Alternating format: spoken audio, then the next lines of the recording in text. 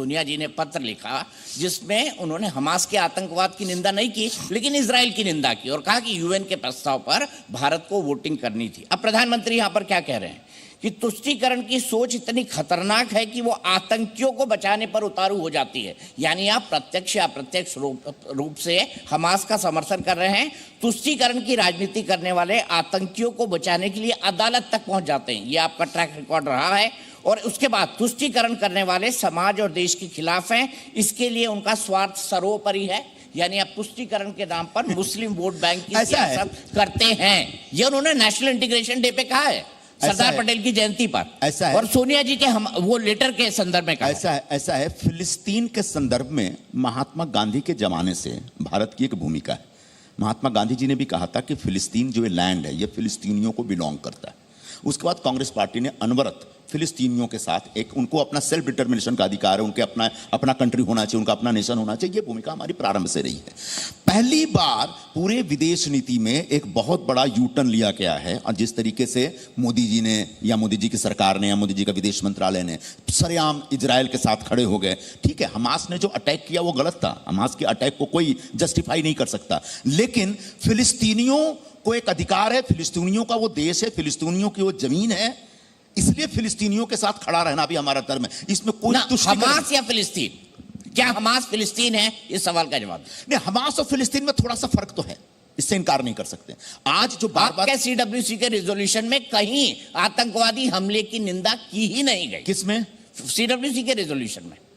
अगर आप इनको नहीं पता होगा। मैं नहीं पढ़ा, मुझे नहीं मालूम। लेकिन फिलिस्तीन में जो गाजा में जो लोग रहते हैं इस समय उनको पूरी तरह से वहां की जो लोकल बॉडी पे कंट्रोल है वो हमास का है। तो वो एक इलेक्टेड बॉडी या फिर वो कंट्रोलिंग बॉडी करके वो लोग काम कर रहे हैं। तो वो अपने आप को फिलिस्तीनी कह के चला रहे हैं। फिलिस्तीन और हमास से जुड़े जो लोग, हमास तो मतलब कोई विचारधारा तो नहीं है, वो तो एक संगठन है। उस संगठन से जुड़े लोग कहीं ना कहीं एक दूसरे से मिक्स होकर के रह रहे हैं। तो इसलिए फिलिस्तीनियों के समर्थन में खड़ा रहना हम सबका धर्म है, इसमें तुष्टीकरण नहीं है। ठीक है, फिलिस्तीनियों को जीने का अधिकार है लेकिन यहूदियों को नहीं, इजरायलियों को नहीं। नहीं, ये कहां कर रहा हूं मैं? हमास का चार्टर यही कहता है। नहीं। हमास यही कहता है कि यहूदियों के लिए पूरी दुनिया में कोई जगह ही नहीं होनी चाहिए। अगर इजराइल और फिलिस्तीन के झगड़े पे अगर बात करना शुरू करेंगे, 4000 साल पुरानी कहानी है उनकी।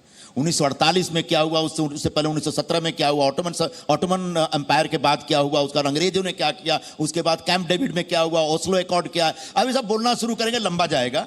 लेकिन बुनियादी तौर पर वो जो पूरा पट्टा है उस पट्टे पे फिलिस्तीनी रहते थे। 1948 के बाद वहां पर आकर वो लोग बसे और उन्हें अपना कंट्री, उनको एक रहने की जगह मिली। उसके बाद धीरे धीरे जो एक्सपेंशन का प्रोग्राम इजराइल का चला है वो कहीं ना कहीं घातक है, एंटी फिलिस्तीनी है। और भारत सरकार ने हमेशा यहां पर फिलिस्तीनियों के साथ अपने आप को खड़ा किया है। जब यासिर अराफात थे, उनकी और इंदिरा जी की जो तमाम मीटिंगें हुआ करती थी, उन मीटिंगों को आपको याद होगा। तो उस दरमियान से भारत की एक भूमिका रही है कि फिलिस्तीन को उसकी जमीन का अधिकार मिलना चाहिए, उसको उसका राष्ट्र मिलना चाहिए। और उसके खिलाफ तो इजराइल को तो 1948 में ही एक्सेप्ट किया गया ना भाई। सब लोगों ने तो उसको मान्यता दी धीरे धीरे करके। इजराइल को तो एक्सेप्ट कर लिया, लेकिन क्या फिलिस्तीनियों ने इजराइल को एक्सेप्ट किया था 1948 में? क्या अरब वर्ल्ड ने इजरायलियों को पहली बार सऊदी अरब ने शायद इजराइल को मान्यता देने का फैसला किया था। और इसके बारे में बताया जा रहा है कि हमास का यह अटैक शायद उसी वजह से हुआ है।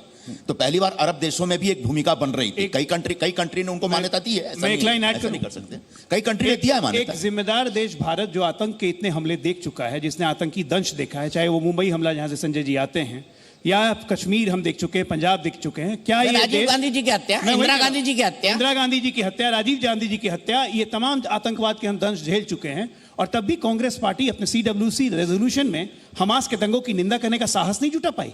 ऐसा है। ये शर्म की, 1 मिनट में खत्म कर देता हूं, ये शर्म की बात नहीं है। ये देश की सबसे पुरानी पार्टी है।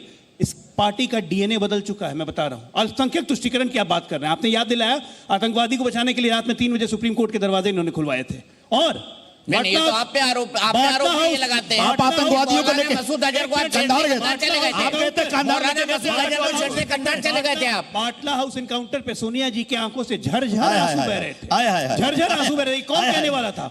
ये इन्हीं के नेता कह रहे थे ना कि सोनिया गांधी जी रो रही थी। तो आप रोते रहिए साहब। अच्छा, आतंकवादियों पे कोई टॉलरेंस नहीं रखेंगे, 0 टॉलरेंस रखेंगे। और इसीलिए हमास की हम निंदा करते हैं और करते रहेंगे।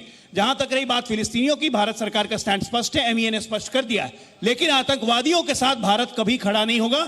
आतंकवादियों का मुंह तो लोग फिर ये पूछेंगे कि मौलाना मसूद अजहर को छोड़ने क्यों गए थे जसवंत सिंह? ये आतंकवादियों के साथ कभी खड़ा नहीं होंगे, लेकिन उनको प्लेन में बैठा के उनको प्लेन में बैठा के बिरयानी खिला के कंधार लेके जाएंगे। गठबंधन सरकार और स्वयं की सरकार का यही अंतर होता है।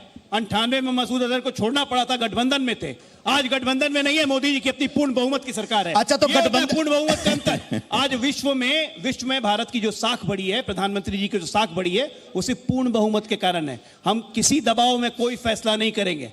तो आप कह रहे हैं वाजपेयी जी ने गलत किया था, आप कह रहे हैं वाजपेयी जी ने गलत किया, जसवंत सिंह ने गलत किया, और हम तेल किस दाम पे खरीदते रहे, अमेरिका में आंख नहीं दिखा पाया। इनके प्रधानमंत्री होते थे नरसिम्हा राव, उनकी जीवनी में लिखा हुआ है, now since George Bush is behind my back I am not scared of anyone. उनकी जीवनी में लिखा हुआ है। इनको तो अमेरिकी राष्ट्रपति अपने पीठ पे चाहिए होते थे अपनी सत्ता चलाने के लिए। क्या बोलेंगे ये? अच्छा, ये बताइए क्या बोलेंगे? अच्छा, अटल जी की सरकार, मूल चरित्र और डीएनए बदल गया है। संजय भाई का दिक्कत ये है कि संजय जी की विचारधारा आपके पुराने मित्र हैं, आप परिचित हैं।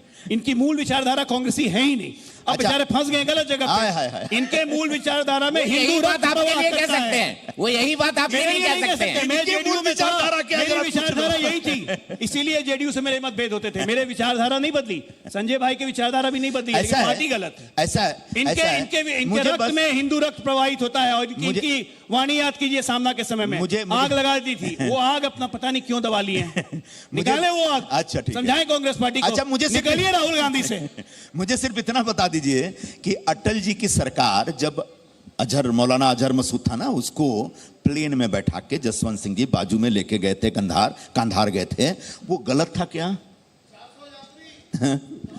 हाँ ठीक है, हाँ बताइए ना। हाँ ठीक है ना, 400 प्लीज बहुत अच्छा कहा आपने, बहुत अच्छा आपने इंटरवेंशन दिया, जी बड़ा अच्छा इंटरवीन किया आपने। तो 400 यात्रियों को बचाने के लिए आपने आतंकवादियों के सामने घुटने टेके, इसको स्वीकार कर रहे हैं आप? बिल्कुल, ये हुआ था।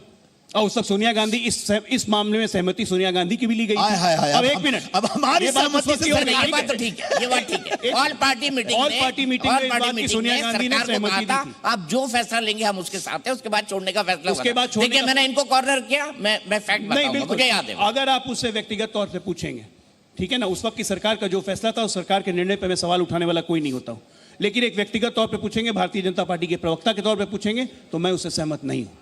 आतंकवाद के सामने जीरो टॉलरेंस और जीरो कॉम्प्रोमाइज की फिलॉसफी रहनी चाहिए, वो बदलनी नहीं चाहिए, कोई मामले नहीं, कैसा भी मामला है। लेकिन मैं फिर कहता हूं, यही अंतर होता है गठबंधन की सरकार और पूर्ण बहुमत की सरकार का। आज मोदी जी पूर्ण बहुमत में हैं, कोई झुका के दिखा दे जरा। पहले आतंकवादी हमला होता था, आर्मी को रोका जाता था कि एक्शन मत लो, आज हम घुस के सर्जिकल स्ट्राइक और एयर स्ट्राइक करते हैं। ये अंतर है, बदलता भारत ये है।